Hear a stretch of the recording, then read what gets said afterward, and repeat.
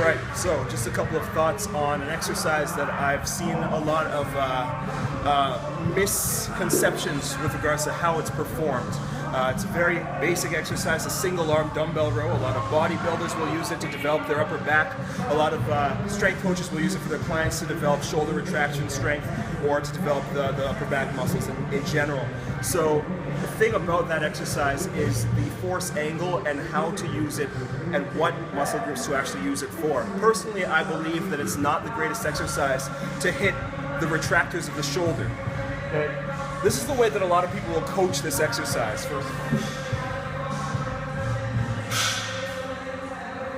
They'll get set up like this, so everything looks good, their back is flat, and they set up with the bar or with the dumbbell, and they'll pull straight up and down. They'll even set their shoulder first and pull straight up and down. Now, the reason why there's a problem with that is because of the fact that the force angle is not really conducive to what muscles we're trying to hit here. There are better options for retraction strength of the shoulder blades. There's better options like horizontal pulling exercises instead of pulling from above. Even a bent over barbell row is a better example because the point of contact the bar is going to make it to on the torso. This single dumbbell on a one-side unilateral movement like this is not going to hit the retractors quite as effectively, in my opinion, especially with the grip style, as those other variations I just mentioned.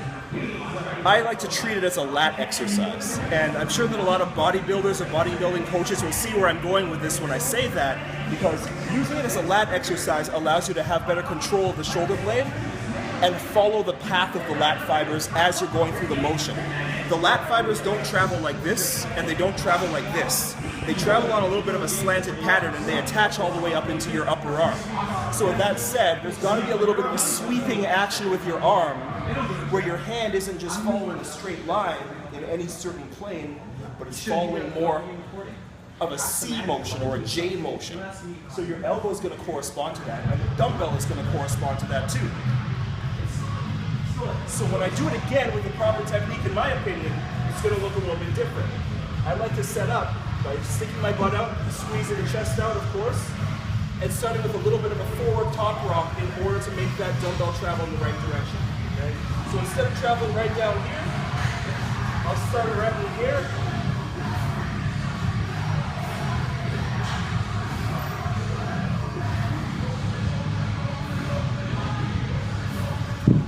That's what the movement's going to look like, a little bit more similar to that. And immediately when I did that, I feel a lot more of my lat activation, which is what I'm going for this exercise. Not focused on the rear deltoid and the rhombus and the scapular muscles way up higher on the back, the lower traps. Leave that for other exercises. Using your lats for the one-arm dumbbell row is your best bet to get the most bang for your buck out of that exercise particularly.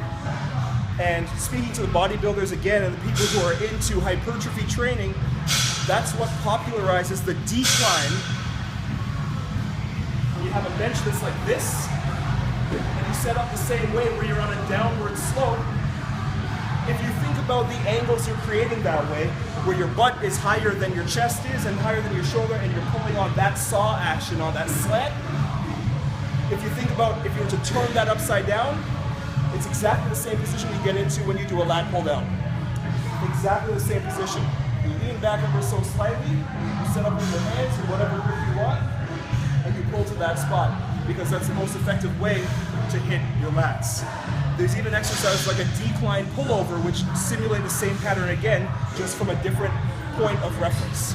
So, when it comes to the single arm dumbbell row, don't treat it like a scapular retraction exercise. Don't treat it like an exercise to work all those high upper back muscles.